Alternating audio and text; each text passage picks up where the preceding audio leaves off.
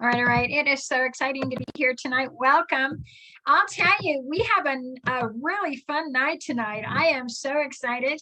We are 9 at Night. I'm Christine Campbell, your host, and we are every weekday night from Monday through Friday. And tonight it's all about the drive. And what I'm talking about, it's about motorsports. It's about behind the scenes. It's about the managers, the crew chief, the publicity, every aspect of motorsports that you can find, and who works on these mechanics. It's going to be everything we have. We have some really great guests tonight. I'm so excited. In fact, this guest, he's been kind of incognito for years, but I'm going to bring it out. And that's my co-host. I'm going to go ahead and introduce in just a little bit. But right now, I just want to say thank you for being here. And if you have any time at all, go ahead and email or text your friends so that they can get on here, because we're going to have some things nobody has seen in a very long time. I'm talking 30 years, 20 years, so it's going to be quite fun. So with that, stay tuned and we'll get going here. So excited.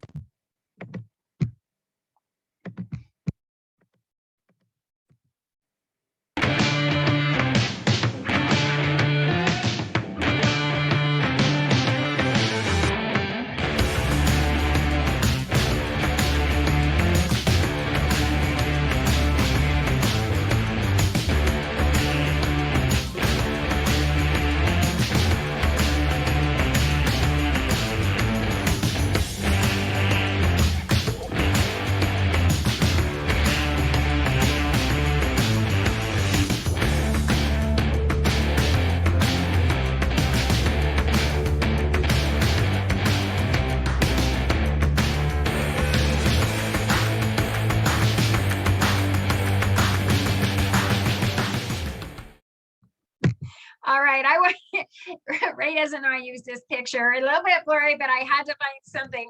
And I'm going to go ahead and introduce Ray Patterson. And I'll tell you, what's really great about Ray is that he definitely wears all kinds of hats, not only on TV shows when it comes to motorsports, not only with the Chartered Financial Analyst. That's a very serious podcast we have on Thursday nights where it's all about the money, but we're going to have another side of Ray that nobody has seen before, and that's the race car driver. Are you kidding? Did you know that about him? So we're going to say welcome to our show, Ray. You put your helmet on. You like that? I'm going to take a picture of this one. Hang on one second. I just had to do that. You got me back. Okay. I just wanted to, you got to give me a better picture than that. I got that one off your Facebook page, but I do have some pictures. I'm gonna show you a couple that I got in your honor here. Okay. I'm scared now. Oh my gosh. Oh my gosh. Let's talk about this one. That is from the October Bristol race in 1998. Oh wow. And Bristol's a tough track. Yeah, you see we both have the stashes. That was on a Thursday or a Friday night. Mm-hmm. And on Saturday morning, sometime that following Saturday morning, there's a charity that's still around. It's called and I can't remember if it was Stocks for Tots or the Children's Speedway Charities. It was probably that one. I don't remember, Christine, but what we did is we both sat in a barber chair. They brought in 2 barber chairs and people bid, they would have to, we gave away stuff, and, it was like a silent auction thing. And then a barber came in and shaved our mustaches off. Oh, gosh. Dale had his mustache. No way. Yeah. I've never seen it off. How long did it stay off? Like one day? Now mine stayed off. Of course, mine looks like a caterpillar. His, I don't know, but he actually left it off through, I believe, the following Daytona race in 99. Mhm. Oh, wait a minute. No, I'm sorry. Yeah. But this was 1998. Mhm. And of course, it was 98. February of 98 is when he won Daytona Mhm. after it eluding him for 19 tries. So it took him 20 tries to finally win while he was in the Cup Series to finally win Daytona. And that was February 98. So this was actually later that year.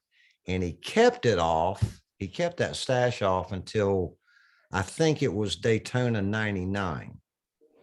And Teresa loved it with it off. And I gotta think about who I was with at that point. Oh, that was Miss Cindy. Yeah. So she liked it, the fact that I had it off too. And I have never since then, I had that on my lip from the time I was about 14 until that weekend. Mhm. And I never grew it back, and I haven't grown it back since. I So haven't. that's a little story there. Yeah, and I want to go back to Dale, but I'm going to move to another picture real quick. So this one I just grabbed. My God. Oh my God. That was from Becky and I went to a Halloween party in Miami. That was about 2 or 3 years ago. And it was very last minute for me. I didn't have a costume, so I went into the closet, pulled that darn thing out of the mothballs, literally. And the good news is it still fit. I was gonna say it looks like an original from back in the 80s or 90s. So Yeah, that was I think that was let me look at that. Yeah, that was that was back when Motor Tracks, when I was on the business side of NASCAR. Motor Tracks Interactive was our company back then, that Dale was part of, obviously. And I think I see, oh yeah, I see the TNN. We were a big sponsor and partner back then with TNN Motorsports. And then I think that looks like my old IMSA, International Motorsports Association patch. And then above that, that looks like the Miller High Life. Yeah. Wow. Well, I thought you would enjoy that. There's a couple of comments. I've even got on that monster ring. And I did. Now this is a different ring. That's from Watkins Glen. But that one was given to me in 90. What's this one from? This is from 90. Christine, I can't even, I'm too blind to even see it, but yeah. Well, I can't, that's hilarious. That is hilarious. I had forgotten about all of that. So well, yeah, what I want us to do, we're going to go back in time, something that you knew about too. Just a minute, let me bring us back up here and share screen this all over again. Oh, do I need to plead the fifth for the next minutes? Yeah, you do. Oh my God. You're fine. Okay. God, look at this.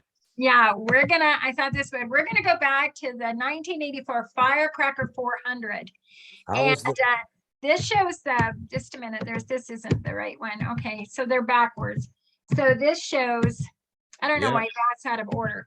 So this is when Reagan, now this is blurry because took a picture of a video moving with my computer. This is actually Air Force One landing, and they're going alongside the back straightaway in the race at Daytona Beach. He actually to the race. I remember the top security there.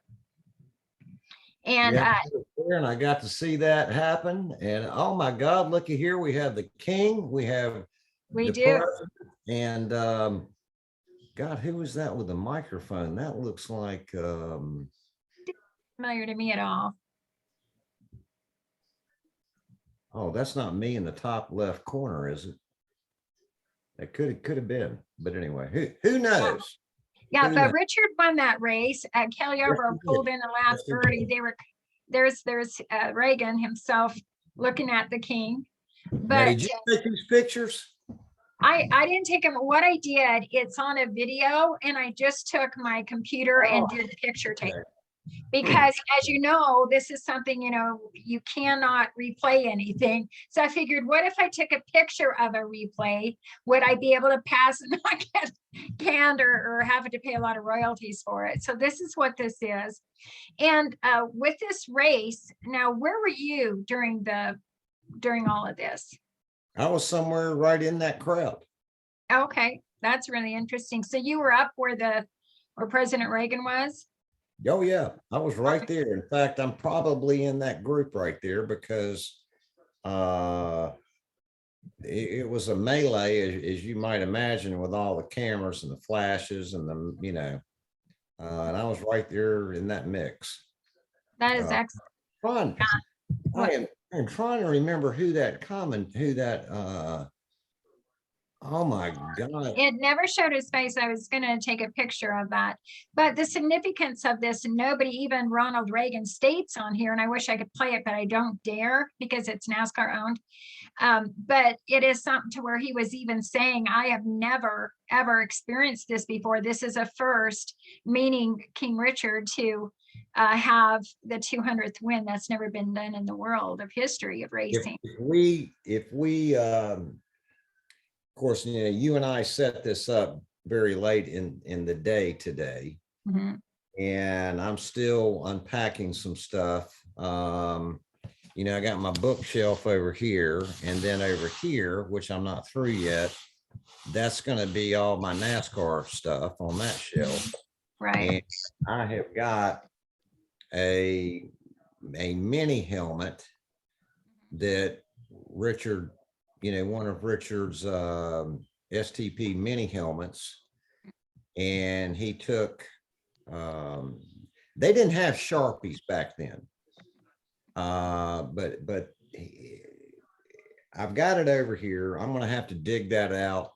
We'll have to do this again one night when I get all that stuff out. But I've got a mini helmet that he signed for me that afternoon. Oh, wow. And I got and I've also got one from, I'm trying to remember if Davey Allison was in that race, I believe. And I saw where you had the header list up there. Yeah, I had the top. There. Oh, wait a minute. That was. Yeah, we're going to go to that. That was Benfield, but I wanted, for some reason on my slides, I don't know what happened. I had the top 20. The one that showed up was the last up to 16. Oh my God, Neil Bonnet. Everything's better with Neil Bonnet on it. Yeah, it is. And I was working for Joe Ruttman's team, and he came in 10th. And then, of course, Tim Richmond was right after that. I have to plead the fifth on anything to do with Tim Richmond. I knew you were going to say that. That's okay. A lot of history between me and those names you just flashed, but Richard won the race. And now here is Benfield Racing. This is the race, and we won the fastest pit crew time, and I was over the wall with that. Now here's one. I don't know if this is. Hang on, where are you? I'm not in this. This must have been another race, but this picture is me in a race. There you go. Michigan. And I am a skinny little thing, but I just ate like a horse. on the speedway because of keeping up with the energy. So I really look hefty here, and I'm apologizing. But back then, there's the crew chief. It was Frog Fagan. There's Kenny Wallace. He was on as No way. That's Kenny Wallace. And, That's right. that's him. He played, he was a mechanic. Everybody starts as a mechanic. And I was there. I was in charge of brakes and tires. And I was there because it was 84. So I wanted to be the next woman out there driving. And when I had a sponsor come up to me and say, "Oh, I'll sponsor you, baby," I thought, I'm going to college. And so that's what's his name. What the guy right there is doing with his left hand. Yeah, he's turning the back spring. He's putting some wedge in that wheel as well. Yeah, he is. And that's Fagan. We call them Frog. Fagan. Yes. He rated me a 9 out of 10 in mechanics, and that's what he would most rate guys. That was in one of the articles that were done. Wait a minute, is that with his knee? Is that Buster Sloop? No, that's Steve. I don't remember his last name. His was Whoop. I didn't really know we worked together in the shops, but I didn't know anybody on a personal level. I just showed up when I was supposed to, went to work and stayed for myself. Does everybody know the story behind you? No pun intended, but does everybody know the story about you being, I believe, the first female over the wall? Yeah, I went to the history of NASCAR, and what happened is because they went back in time to the 70s, there was a girl in hot pants standing over the wall touching a tire. So I couldn't be called the first female licensed mechanic. That's not even a comparison because I was greased up, as you can tell. Now, back then, as you know, we were talking about that today. Now, what I'm doing, I got a catch can. There's a fuel cell where you dump the gallons to fill a tank in just seconds. And we were able to fill a tank in 14 seconds. Now, if any spillage happens on the track, we get fined for it because it's slippery for cars behind us that are coming out there. And so as soon as I saw that fuel come up, bubbling up through there, I whipped my hand up, they dropped the jacks, and Joe took off. And we won the fastest pit crew time during this race. And so if you notice, if you look was that Joe Ruttman? Yeah, it's Joe Ruttman. That's right. Okay. I gotta think this through because this is going way back for me. Yeah. That's what was that, 80? It was 84. 84, yeah. So we're coming up. My gosh, that's yeah, I'm taking you back in time for a reason, because then we're going to talk about some, because that's what you did. You raced cars and all different circuits and stuff. So, but this is a start, so we can start, each week have a little bit more. Just to give history, back then we did not wear any fire protective anything. right.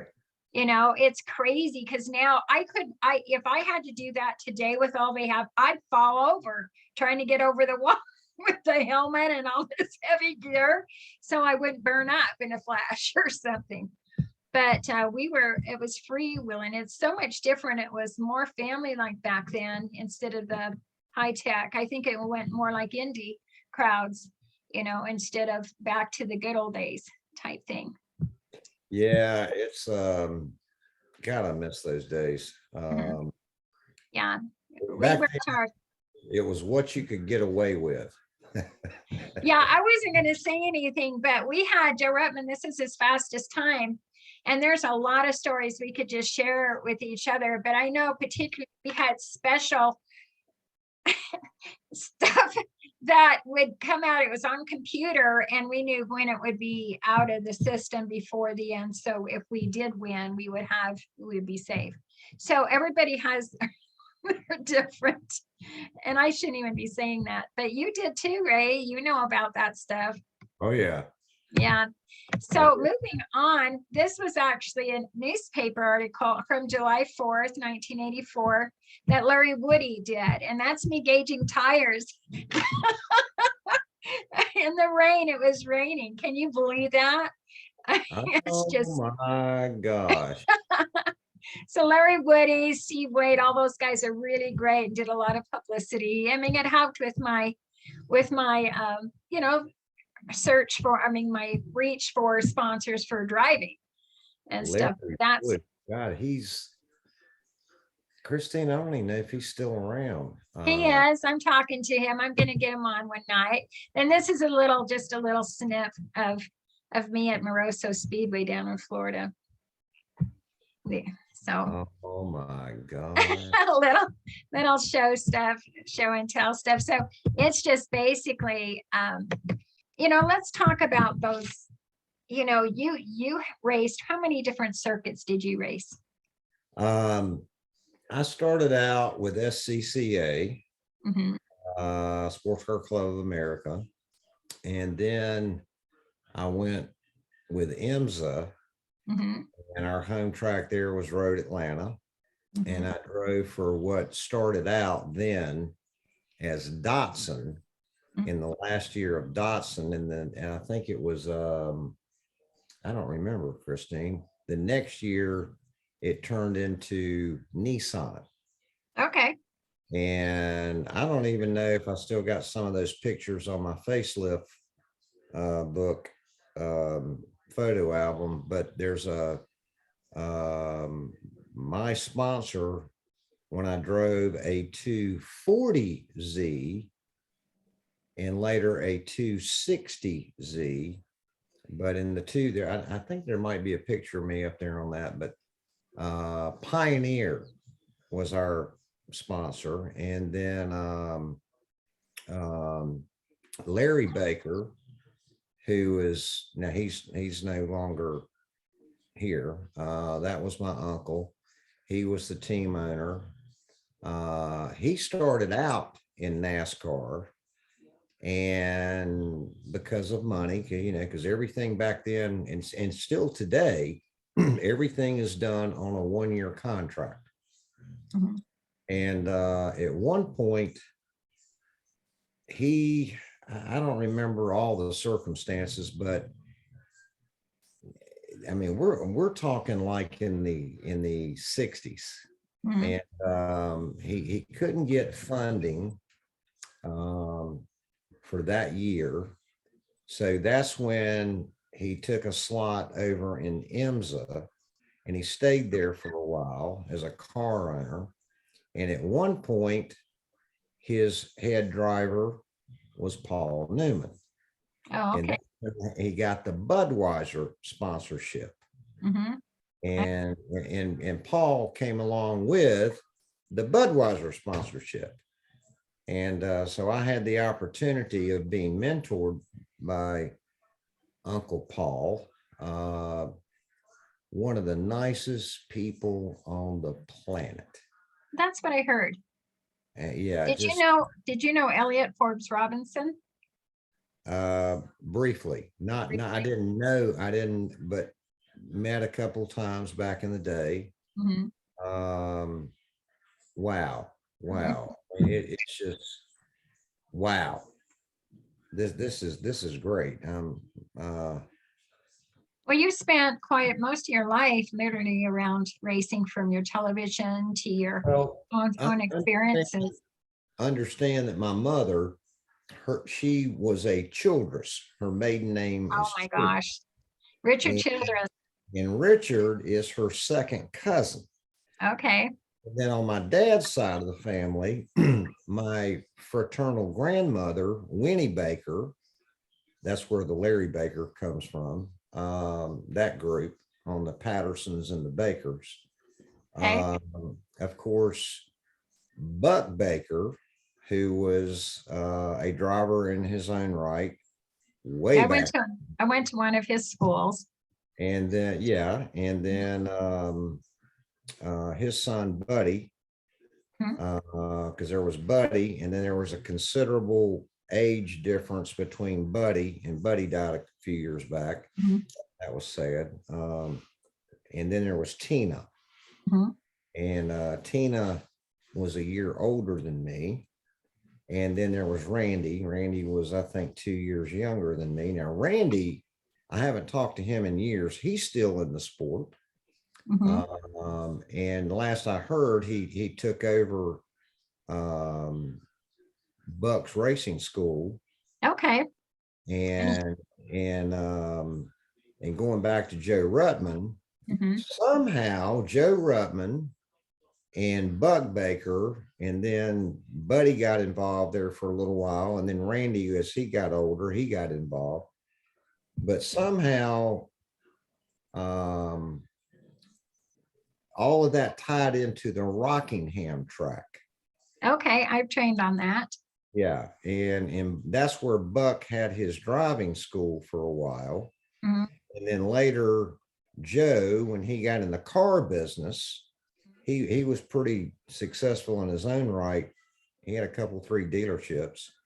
I Well, think I think Rick Hendrick bought those from him at one point.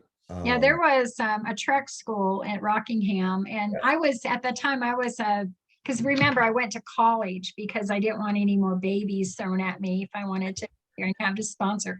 So I ended up being a columnist for a racing site, and I did all these racing schools. I did 13 schools, anything on wheels. I learned and wrote the story on it. And so I was at Rockingham, and I did. It's got that little niche in the wall that if you're not careful on that coming into the first the straightaway at turn one, but that was great. I was training on trucks, NASCAR trucks there, and then I went across the street to the drag strip, and I Right. took Roy Hall's bracket dragster. I went a quarter mile in 8.3 seconds at Yeah. 0 to 153 miles per hour. So I'll tell you what, that was different than circle track. Okay. Well, it was somewhere back around that time. Um, I was what you would call a weekend warrior, because I was Okay. in school at NC State back then. Hmm. And then Larry would call me up and say, "Hey, you need to go here, or we're going here, or wherever." Hmm. And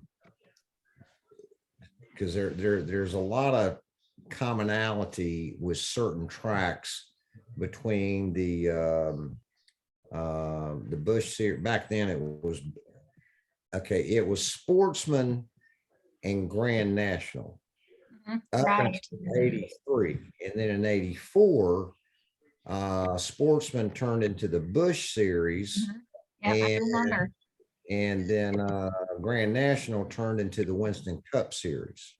Mhm. That would happen in 84. So somewhere around that time, I am working part-time at WRAL in Raleigh, TV5, and going to NC State. And I get a phone call from Uncle Larry, and he said, "Hey," and I won't mention the names or the circumstances just because, but the driver, a Sportsman series driver, Mhm. had just qualified, or excuse me, was getting ready to qualify for the Saturday Sportsman race Mhm. at Darlington. And he got caught in Concord, North Carolina Mhm. with an illegal substance. Uh-oh. We'll leave it at that. And so all of a sudden, here was this major sponsor, and the only thing I'll say who it was, I won't mention the name, but it involved this right here. Mhm. Okay. And the owner called Uncle Larry and said, "Who do you got? Who?" And he called, "Hey, I got nothing, that can drive, that can go fast and go left," because Mhm. I was a road course guy. That's Mhm. how I was trained. And then he called Uncle Buck, Mhm. and then, well, Ray's always wanted to Circle go track. fast and go left. So they called me. and that was on a Wednesday. You know And what? You know what I'd love to do? I want to hold that story because I think next week we want to dive right into how Ray started in the circle track. I love it, Ray. We're gonna continue on. Right now I have Steve Ford with the car guy. You're gonna meet him, Ray. What I'm gonna do is introduce him. He's from the California coast. And Steve, I am trying to bring you over as a panelist. sound familiar. Yeah, you're gonna learn a little bit about him. I'll pull up his website, and then I'm gonna bring you back. I'm gonna bring him on. Thanks, Steve. I'm gonna bring him on, and then what we're gonna do is I'm gonna have you come back, and then we'll have a nice chat because that way you can get Very a cool. chance to Very chat with cool. you. Thank you so much. So Steve, it's a little slide here for Steve, just so we all know who he is. He's the car guy. He's the original, authentic car guy. And he's going to tell a really quick story about that, but he has an excellent mission on what he wants to do through education. Steve's been everywhere, from as an auto mechanic, he's teaching, he's been a dean of a college, he's been in journalist and broadcasting, from advertising agencies, you name it. He definitely has been involved with every aspect here. So with that, I want to go ahead and welcome you, Steve. Thank you so much for being on here. There you are. Great. Hi. Okay. Well, last week I was with you in a parking lot. Now I'm home. So, Okay. Hi, Ray. Steve, how are you now? Are you the same Steve that had the radio show that was syndicated on Saturday mornings? Well, there's, car guys and car gals get run together sometimes. There's shows by the name that may be similar, but I have had a radio show that's out of multiple markets, out of Santa Barbara. It's called the Car Guy Show. And I first registered my name in 1983 as a DBA. And that's what I don't claim to be the originator of the Car Guy. We're all car guys, right? And Christine as well, guys, hey, you guys. So, but I was the first person to be, in 1984, I registered a service mark in California as an automotive consumer expert. And in 1985, I registered a national trademark.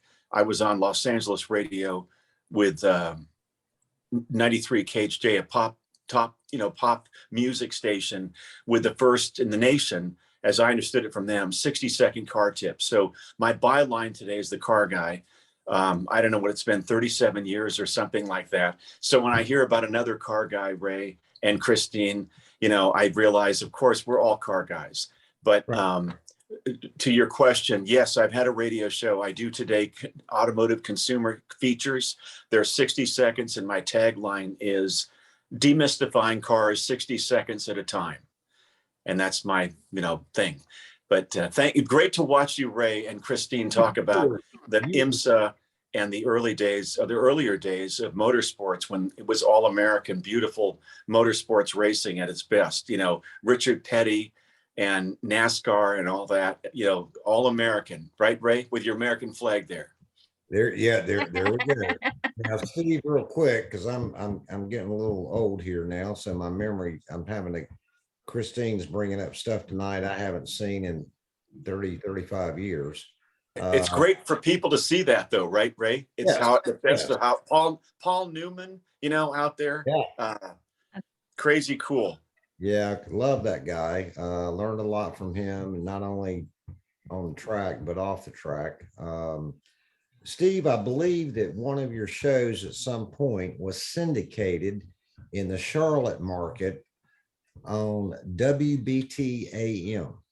I don't think that was a market that we were in, but what I might tell you that I did out of your backyard is in Lexington, Tennessee. Okay. I was at the HGTV studios doing a show for the DIY network, and that was national.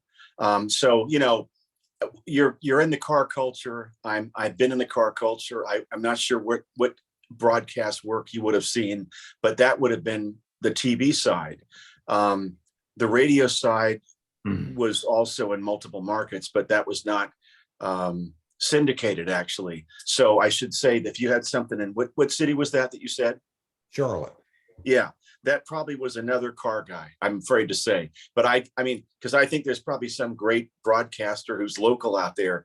But I've been in California, and I have been on outlets that are national and syndicated, but not in that market, and not like Clear Channel. You know, I think I mentioned to Christine, owning all these different stations, you could be in 50 markets at once.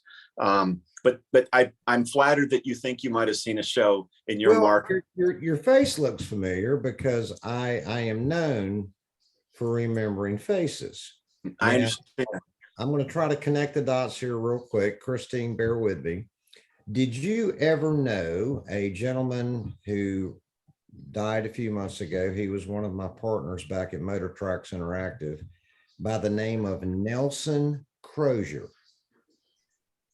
You know, it barely sounds familiar. I'm sorry, I don't know where I would have crossed paths with him. He his primary thing, he owned Nelson Specialties. He made ignition systems for a lot of the Cup cars, and quite frankly, a lot of the different cars over the years. And he was also known as Mr. Wizard. That sounds familiar. Yeah.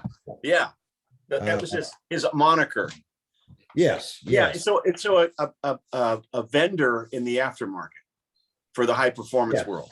Yeah. That Mr. Wizard sounds familiar. Yeah, but he was a fixture on the Busch circuit and the Cup circuit forever, and he actually worked very well thought of throughout the industry. And it's just very sad that he, you know, but Ray, forgive me for saying this, but for you and all the guys and gals you worked with, and Christine, I'm learning more about you, seeing you this evening with Ray, and you guys reminiscing about some of the best times in motorsports. This is, as you guys, and I guess I can say you guys, got like a car guy, you know, right? We're all car guys. You folks would definitely appreciate, Christine, I'm speaking to you, and I don't see you here on my display on my on visually. I can see Ray. I can see me and Ray, but not you. But I wanted to say, it is the best of Americana, you know. Engineering, passion, camaraderie. The automotive world brings it all together. And that's why, Ray, Christine and I talked last week about not simply passing the baton to next generations, but overlapping and connecting with youth today. Because as you go ahead, I Christine. just wanted to make a mention. Ray, wait till you hear what he's doing with his ideas with bringing back things that are very necessary today with the youth. So I had to just hurry and say that, because it's phenomenal what you're doing, Steve. So I'm going to stay back here and let you explain and tell Ray about it. Well, you know, for anybody that was with us last week, Christine, and then Ray, you know, connecting with you tonight, what I would say is, I was actually earlier today talking with Christine about picking up where we left off last week. I laughed as I commented, Christine. I said, you know, a lot of people are out there with trying to, you know, save. They have different campaigns, you know, save the whales, save the trees, save the planet, you know, and I think that's all great. But, you know, some people sometimes talk about, you know, you're trying to cure world hunger when you try to solve a problem. But, you know, I can go with that, because I'm an idealist of sorts. And I know you can relate, Christine, because you are, and I'm sure Ray is too.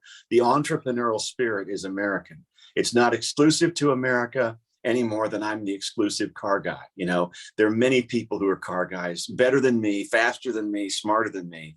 But I've gone in the media as a spokesperson, as a mechanic originally, Christine, because you talk about careers.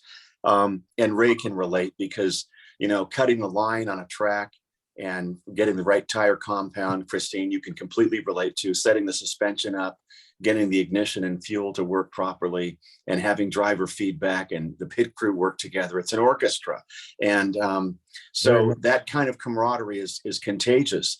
And yet I don't see our nation really, with all the resources we have, with our spirit, with our innovation, with our enterprise, with our passions, I see us fumbling the ball when it comes to dealing with kids in hands-on skilled trades.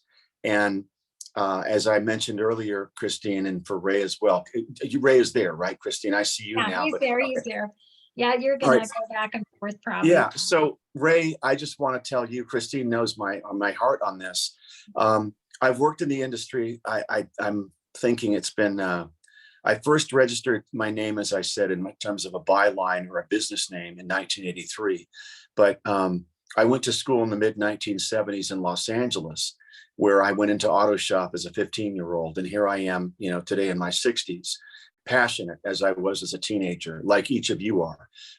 That kind of enthusiasm for what we talk about, with all due respect to appliance people, appliance stores and appliance salespeople, they don't seem to have appliances and coffee, on Saturdays. They don't set up washing machines in parking lots and talk about them.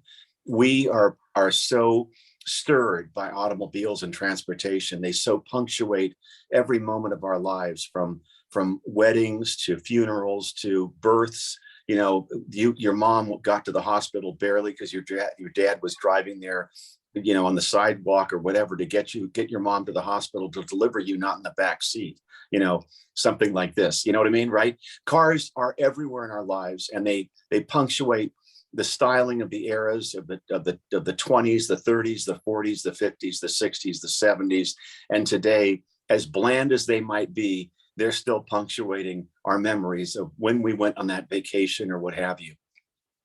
I get sentimental for a moment because what I'm talking about, Ray, that Christine and I visited last week, is that we don't have kids getting the same privilege we had to have parents. You know what I'm talking about? Yes. Yeah. Our parents understood that they were part of generations coming through and beyond World War II. And in 1945 to 1960, industrial arts and industrial education, vocational education, was not something to be embarrassed about. It was the national pride. What helped overcome Hitler's race toward domination of Europe, you know what he was blunted by? American ingenuity in Detroit. Yeah. The arsenal of democracy. He did not know, nor did Japan, unfortunately, with those people being our allies now, Germany and Japan. These our foes underestimated the passion and the enterprise of the best of the international machinists, welders, engineers, scientists. People gravitated to the United States, and they called it the arsenal of democracy. What a great name. The arsenal of democracy. The arsenal of democracy was manufacturing, production, engineering, innovation, assembly, enterprise, tanks, airplanes, anything we needed. The government said, hey, Detroit, can you come through for us? And what do you think happened? Ray and Christine. It's like what happened with when the Department of Defense went to Ford, and their role that they played in which airplane was that? They converted up. They built the whole a manufacturing of airplanes within 2 years. Miraculous. That was right? The P-47 through the P-51. Thank you. But that's the stuff that you picked on the wrong country. Right? I mean, now we have a global tension of power struggles in every continent, and it's unfortunate because we're a wonderful country, but we are a composition of German engineers and machinists, Italian woodworkers and leather workers, and designers and artists, Spanish, machinists and welders and what have you. What I mean by this is whatever part of the country, Japan, the Philippines, South America, Eastern Europe, Russia, Africa. I mean, people come to the United States with their skills and their dreams, and they come in and they bring their arts, their crafts, their talents, their science backgrounds, and so on. And the thing that is alarming from this, global look I'm offering you, Christine, is that in the United States, one thing we were known for, and Ray, this is going to make you cry. You ready? Made in USA. Yes, yes, yes. I mean, that absolutely. used to be the standard of the world. I don't mean to be disparaging of Germany, Japan, Asia, the Middle East, anywhere, Central America, South America, Canada, China. People around the world make great things, but the United States, let's be frank, people came here from all over the world with their gifts and talents, and they went and they struggled, and they assimilated into the American culture, but they brought their passion. And so you got German, Spanish, French, Italians, people from Turkey, people from the Middle East, people from Asia. They come here and they exercise their gifts and talents and make their careers and their lives in the land of the free. And so what I'm concerned about is not, pounding on my chest and saying, we are America and we do things better. No, we are America and we are all of you. We are bringing together, each and every country's best talents. My concern is that I've talked to Christine about is public education made a transition in the 1980s to start to eliminate electives. And it's not a mistake in and of itself. It's a mistake when you take out a vacuum cleaner and you start vacuuming everything, including the diamonds that fell off the shelf you just knocked over. And you're not even looking where you're going with the vacuum cleaner. You were just told vacuum everything, And so when they said, let's start eliminating electives, guess what? They kept the vacuum cleaner going and sucked up wood shop, metal shop, auto shop. And what happened was nobody objected because we were all on the outside. The automotive industry was operating to survive. Manufacturing in Detroit and other parts of the country was operating to survive. So public education went unchecked. And I mean, I'm sounding like a curmudgeon, but I don't mean it quite so negatively the direction I'm going. People thought they were doing the right things by trying to up the academic power of our nation by ramping up the number of classes that were academic in high school. The dropout rate went up. The skilled trades competence levels went down. The industry was not getting new talent coming in because every time a metal shop closed or a wood shop closed or an auto shop closed, we eliminated the recruitment, the on-ramps. On-ramps are what you get on a highway or a freeway, depending on what you call it, no matter what part of the country you're in. In order to get on the highway, you've got to get to an intersection or an on-ramp. Right. By eliminating all the on-ramps across the nation in public education, we're stuck with kids who don't know the difference between a Phillips screwdriver and a flathead screwdriver. Does that make sense, Christine? It sure does. It definitely You're does. fun with, I love your Made in USA. I want to be clear though. Thank you. I can see you there. It's a negative thing if I were simply to say to you and your audience, it's, we are USA. That's not the point. We are humans and we have kids around the world who need to know it doesn't matter where that wrench was made or that screwdriver was made. They need to know we need people that know how to use those tools. Mm-hmm. Definitely. So, God, you're just awesome. I really appreciate it. What I want to do is I want to recognize quite a bit of those that have come on. And if you have any questions, just please put them in chat. We have Ray Patterson and Steve Ford, the car guy, Ray Patterson, the racer, the CFA, you name it. Both of you have so many times. The ambassador of fast cars. There you go. There you go. That's it. That's a good one, Steve. So we have Keith from Texas. Thank you so much for being here, Keith. We have Doug, and Doug is an incredible PR person guru from California. He's the one who introduced me to Steve Ford, and that's Mr. Doug Stokes. Oh, Doug's with us? Yeah, he's with us. In fact, Doug owned the Auto Books, Aero Books, and he is the best, Christine. He is motorsports, camaraderie, class, character, fast cars. PR, I'm marketing. gonna get a text from him because he told me last time I'm just a PR guy. Don't say anything about me. So I know I'm going to get another email from him. But he owned. I did a live broadcast when I had my radio show going, and we had some Hollywood stars come in, and he was there, and he gave me a very special gift. I still have it in my bookcase. So thank you, Doug. Carla Johnson from Billings, Montana. She's on tomorrow night. She's actually a talent agency that was been able to get some of her artists or actors in the movies as well as on the runway. So it's really nice to know the in-between of what it's like behind the scenes to get your foot in a door. And that's why I think it's really good with tonight it's about the drive between you two and myself and some other great friends that we have. We could probably get people somewhere, at least to start an idea, even if it's in their own community, getting a little thing going back to the schools, have auto mechanics back, with the big protest things, that type of thing. It's funny you say that though, Christine, because I have to admit, I used to say to people, I spent 4 years as in fact, Doug Stokes would remember this, even though we're not supposed to mention his name, as great a guy as he is.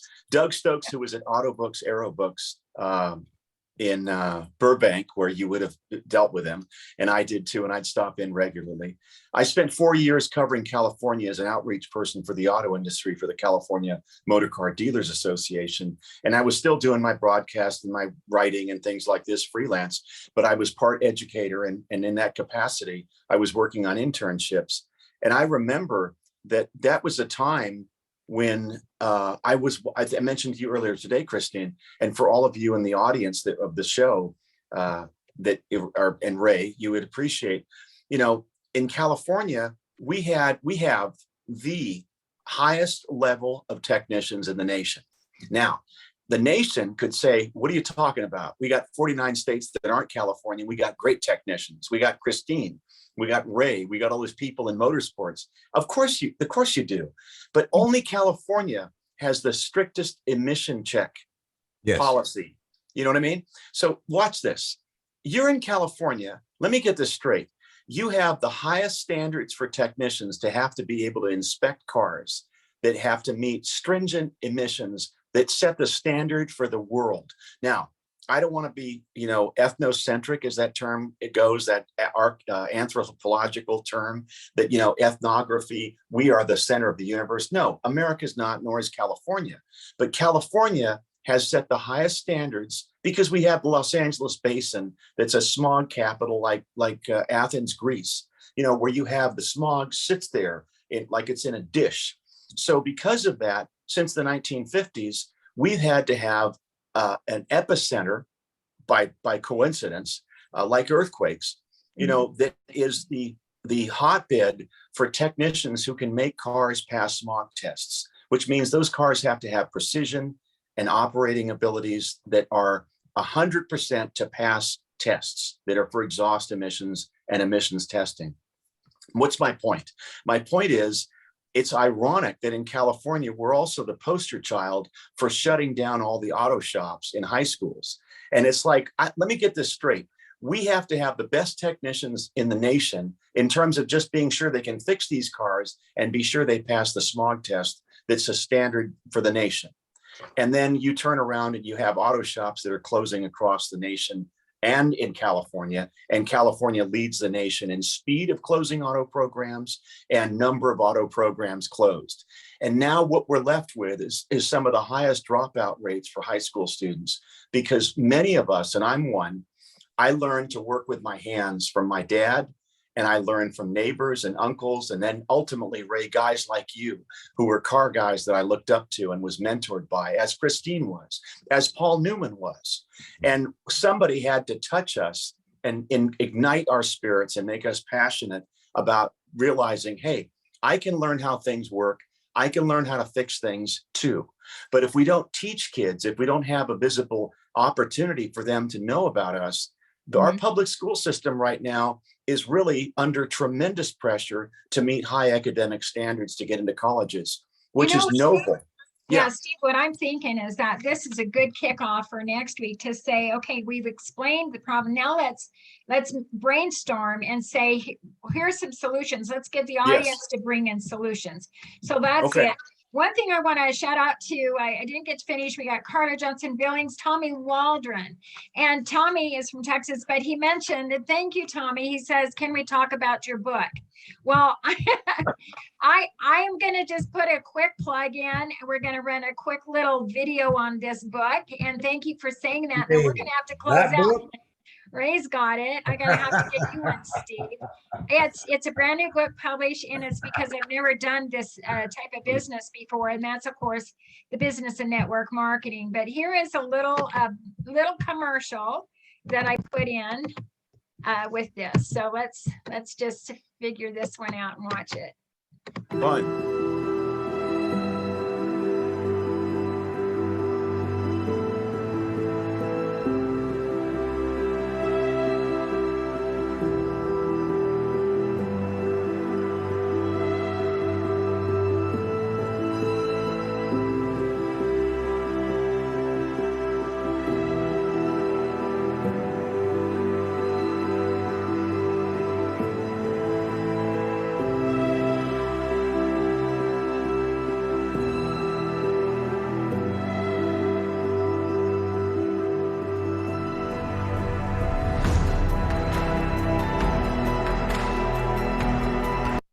So there you go. Where do I sign? I'm ready to buy one. That music sounds dramatic, like you're going to change the world. I am, and so are we Already doing together. What? She's already doing it. Yeah. Well, I think 9 at Night brings people from all facets of every aspect of the world in some way, that we can do something, have a message across. So Steve, you and I, we're going to get whatever and Ray, we're going to have a court through email or something, so we can get a title of what this is going to be named of our push. And that way we can all incorporate everything in it, and everyone owns their own little block in it. But I think we can have fun with that, Steve, and get this out, because we all are car people. We know Right. the kids needing something to do so that they do, you're not getting in trouble and stuff after school. In fact, Yeah.